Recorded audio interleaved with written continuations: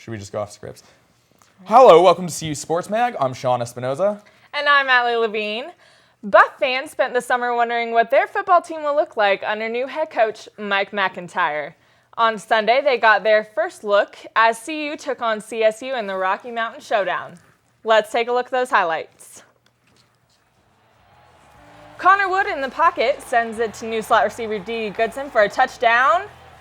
And it's Wood again just racking up those yards with a completion to P. Rich right on the side here. There it comes. Look at that. Will Oliver for a three-point conversion, and it's good. And there's Hansley for the 75 on the kick return. Heading over to the CSU side of the ball. CSU with the snap. He's going to pass it off to the tight end right there. But up until, oh no, Uzadaribe forcing the fumble. Followed by Greg Henderson getting the ball, recovering it, running it all the way down the field for a touchdown, a pivotal play in the game. Another big play in the game was this play right here. It's the 4-yard stop that saved the rest of the game. That led CU to the victory. There you see Coach MacIntyre celebrating. He's going wild. You know exactly how he feels about the first game in the season. Finally, we have a proud Buff team singing the fight song in victory for the first and of hopefully many victories this year. Following the win, the Buffs leading in the all-time series, 62 wins, 21 losses, and 2 ties. Let's see what our CU football experts Scott Oberto and Andrew Hopner have to say about the game in this week's Double Team.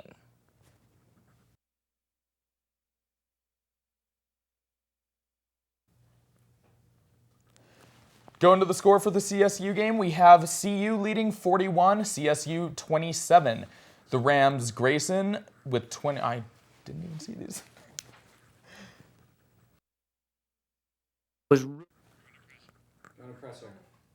Their resilience. That's the first time I've been on the field with them, and they definitely could have let their head down there and not fought, and they fought tremendously. I think our conditioning paid off tremendously. I think the way we practice, our repetitions, how much we do, and, you know, if you come and stay at practice all the time, you know how much we do. We've been preparing all week, you know, hearing things, and just finally come through with the victory. It was just a great feeling. This is for the seniors. This is for, you know, us going through having our third coaching staff. This is for us, you know, just all the things we've gone through this off season with our facilities, with our, you know, with our program, and we come out and get this victory. It means a lot.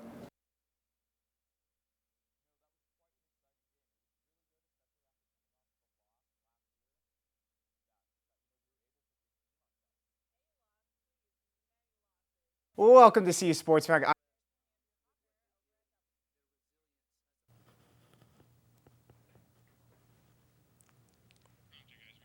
Read the prompter. Following the win, the Buffs led the all-time series with 62 wins, 21 losses, and 2 ties. Let's see what our CU football experts Scott Oberto and Andrew Hopner have to say about the game in this week's Double Team.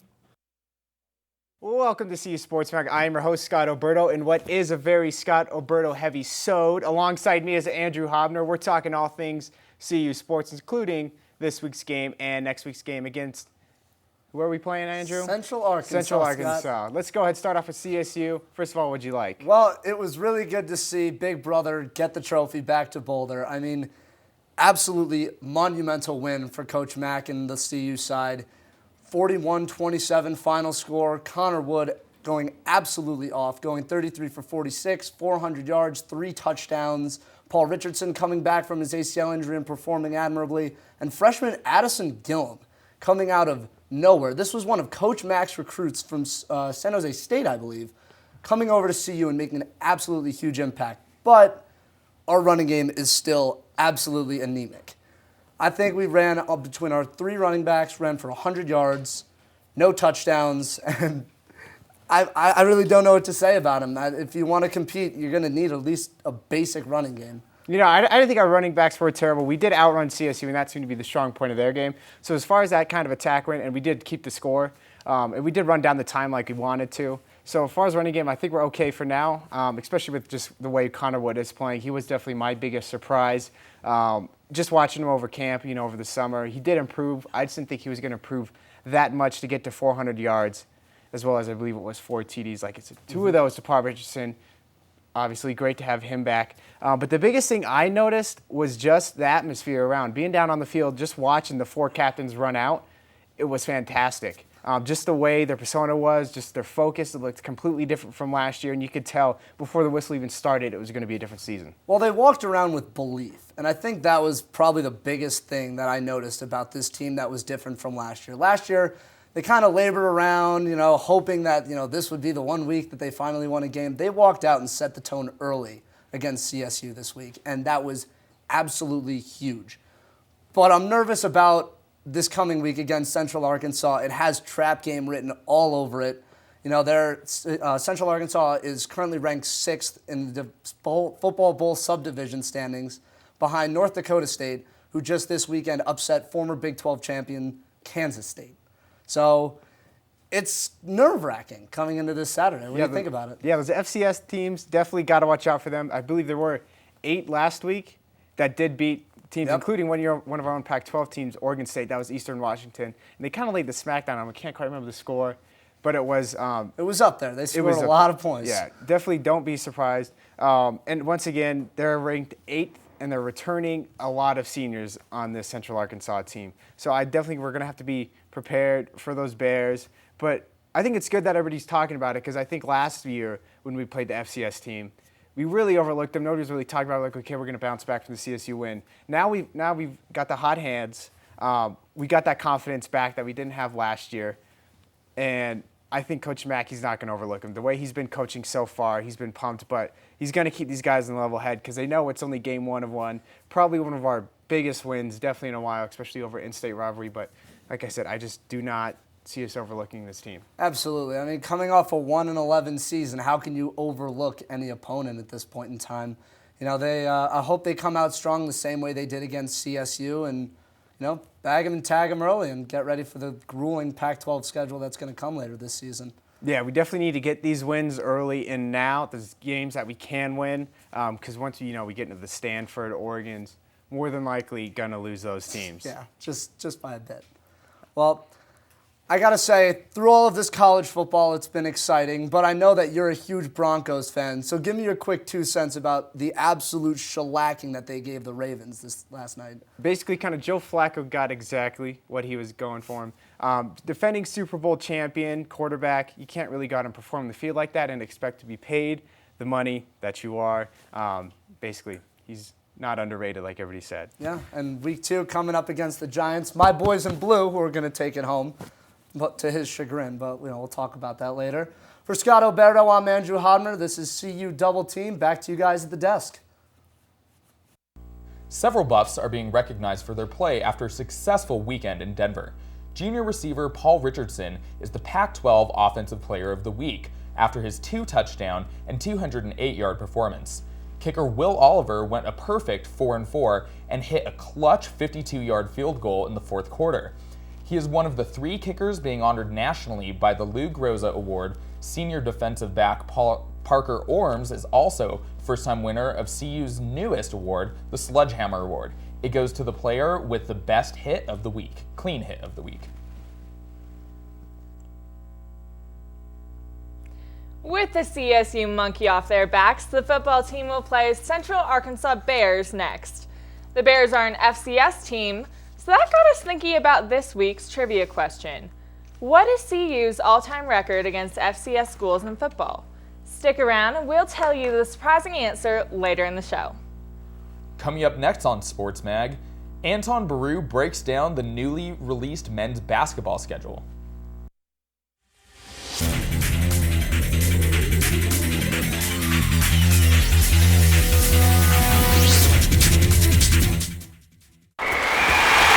We won 24 NCAA championships, sent 18 NASA astronauts into space, inspired 4 Nobel laureates, unlocked the genetic secrets of cancer in a place that averages over 300 days of sunshine a year, ranks as America's smartest and healthiest city, and is home to the mightiest mascot in college sports. If you didn't know what the University of Colorado is all about, now you do.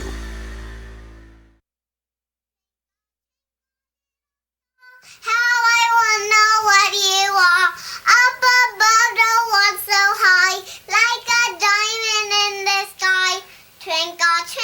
The odds of a child being in a Broadway show are 1 in 11,000. The odds of a child being diagnosed with autism? 1 in 166. The odds say it's time to listen. To learn the signs of autism, visit autismspeaks.org. Twinkle, twinkle, little star, how I wanna know what you are. Up above the world so high, like a diamond in the sky. Twinkle, twinkle. The odds of a child being in a Broadway show are 1 in 11,000. The odds of a child being diagnosed with autism? 1 in 166. The odds say it's time to listen. To learn the signs of autism, visit autismspeaks.org. Twinkle, twinkle.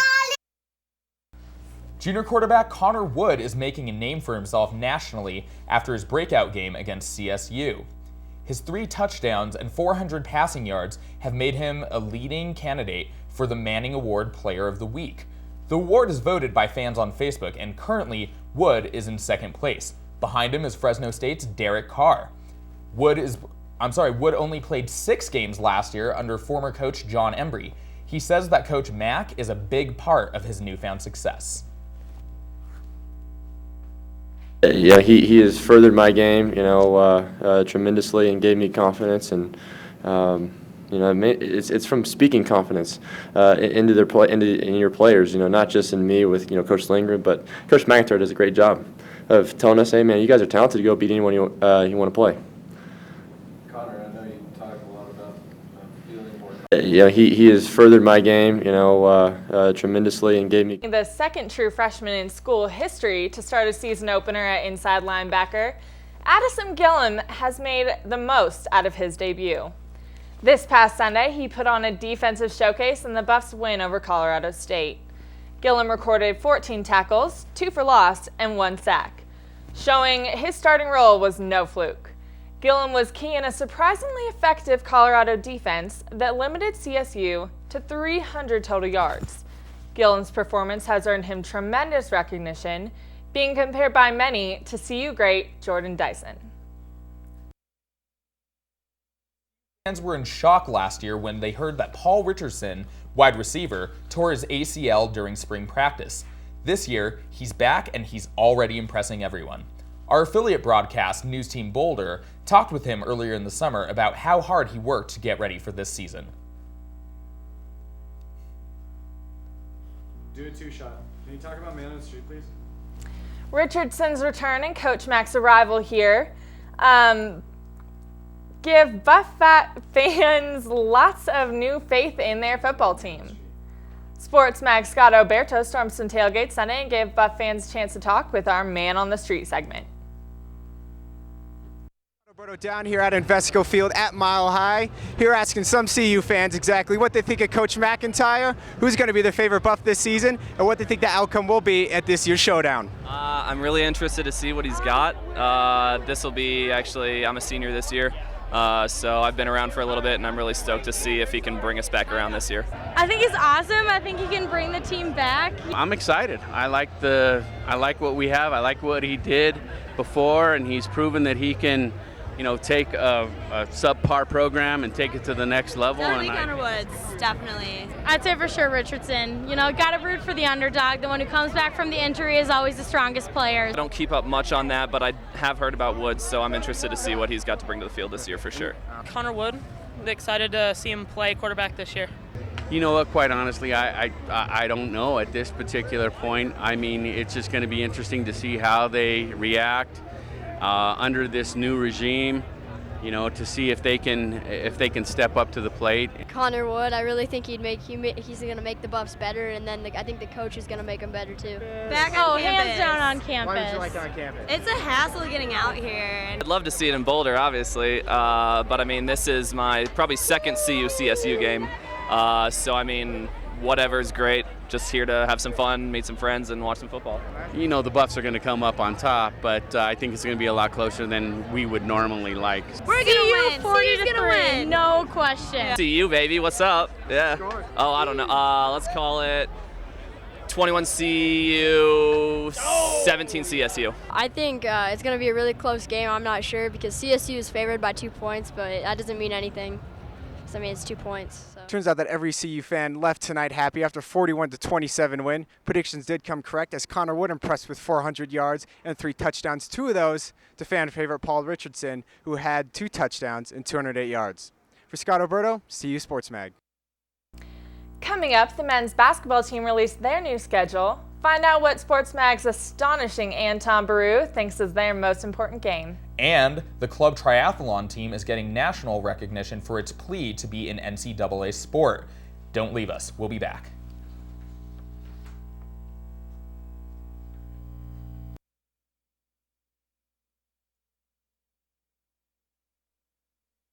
Listen well, all of you. A wildfire No! can come from anywhere, Where? even the most unexpected places. But 9 out of 10 are caused by humans and can be prevented. Protect our friends in the forest.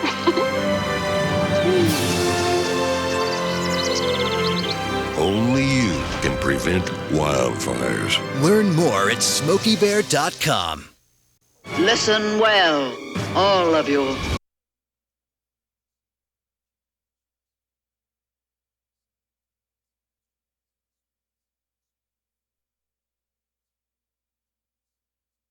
In a place that averages over 300 days of sunshine a year, ranks as America's smartest and healthiest city, and is home to the mightiest mascot in college sports. If you didn't know what the University of Colorado is all about, now you do.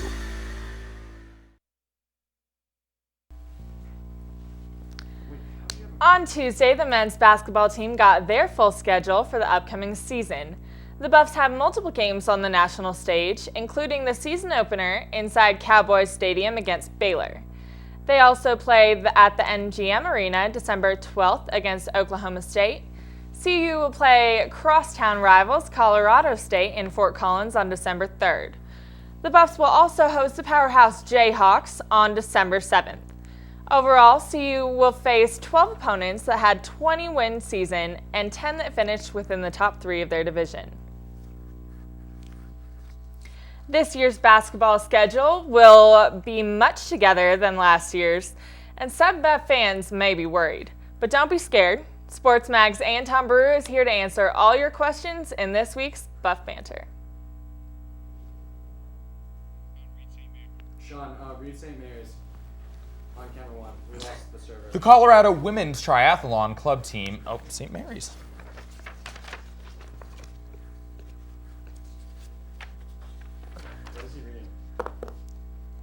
The women's volleyball team suffered a bittersweet loss to St. Mary's College last Friday in their first. Okay. Did you say we're doing it again? Keep talking. The Colorado Women's Triathlon Club team is making headlines and front pages this year. The Speedy Buffs were featured on 2013 summer cover of USA Triathlon magazine. Aside from their many accomplishments in the field, the Buffs are a part of a nationwide push to turn their club sport into a varsity NCAA sport. 8 schools, including Stanford, have submitted levels of support for their teams to become Division I. CU and UCCS have submitted their letters for Division III. The women's CU soccer team shut out St. Mary's College 2-0 Saturday at Prentup Field. The Buffs currently sit at a perfect 4-0 record with the win. Freshman forward Bree Hooks continues to shine, scoring both goals for the Buffs. Hooks has already scored 5 goals with 2 multiple goal games in her young career. This weekend, the Buffs will go down to DU for the Denver Invitational. They will face Alabama Saturday and UT Martin Sunday. The CU women's volleyball team suffered a bittersweet loss to St. Mary's College last Friday in their first of a 2-game series. CU's efforts weren't enough against the Gales. Junior Taylor Simpson pulled in 36 swings in her debut match, with assists from sophomore Alexis Austin. Freshman Jocelyn Hayes also made an impressive debut with 5 hits, and redshirt senior Kara Schrader came back into the game, contributing 10 defensive hits. The final score ended in 3 sets to 1, favoring St. Mary's. The Buffs took on the Gales once again Saturday night. St. Mary's took the first set 25-21, but the Buffs came right back to win it in the second set. The momentum kept rolling for the Buffs as they easily took the third set. The Gales tried to mount a comeback, but it wasn't enough to stop the Buffs from winning the set and the match. Alexis Austin led Colorado with 13 kills, and junior Taylor Simpson added another 10. The Buffs are now 1-1 on the season. Women's volleyball will now take their talents on the road for 2 weeks. The team will travel to Syracuse this Friday and Saturday. They will play a total of 4 games in New York against Stony Brook, Oakland, Rutgers, and Syracuse. The team will then travel south to Waco, Texas. After that, they will play Appalachian State on Lucky Friday the 13th and Northwestern State on Saturday. Coming up next, your favorite weatherman, the wonderful Wiley Uhrig, will have your forecast for the weekend's football game. And the new women's lacrosse team is starting to shape up. We'll tell you about the star players joining the program. Stay tuned.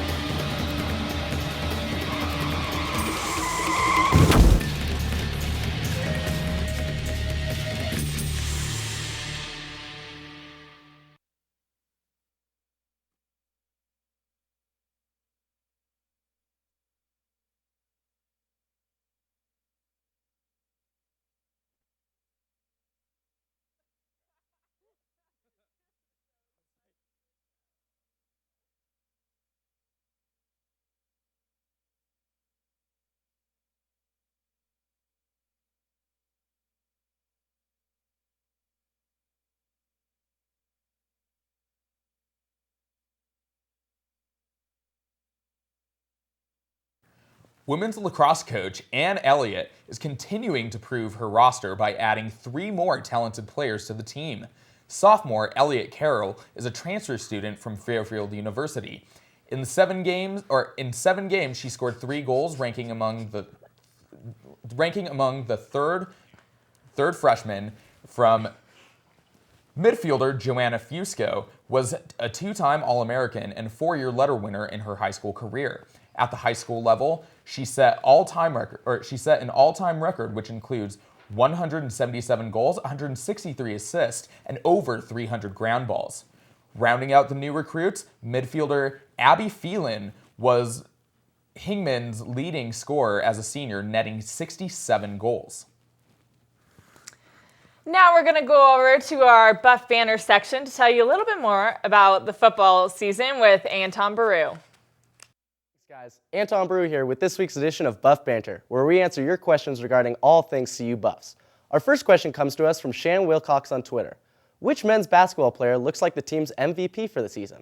Well, Shannon, with the loss of rebounding machine Andre Roberson to the NBA draft, the Buffs have a huge void to fill down on the post.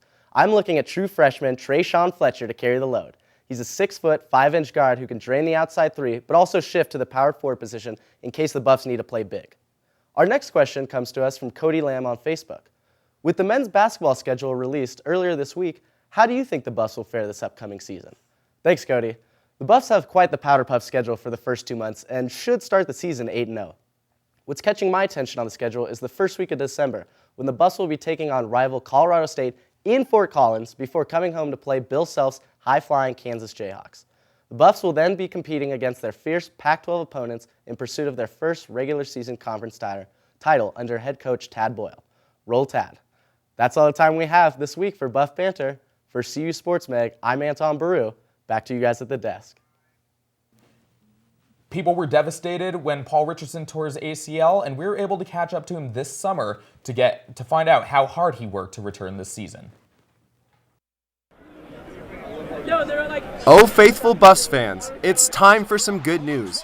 Paul Richardson is back. 20, they're not going to get him. 5, touchdown, Paul Richardson.